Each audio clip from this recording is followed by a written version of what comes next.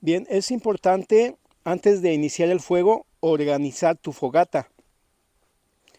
Con esta teoría del triángulo del fuego más la superficie de contacto, pues bueno, vamos a tener una primera área donde serán las partículas más pequeñas y más fáciles de arder.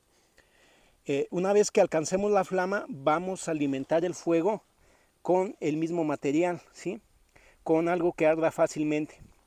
Le sigue algo que tiene menor superficie de contacto, pero como ya va a haber más calor, ya será más fácil que arda.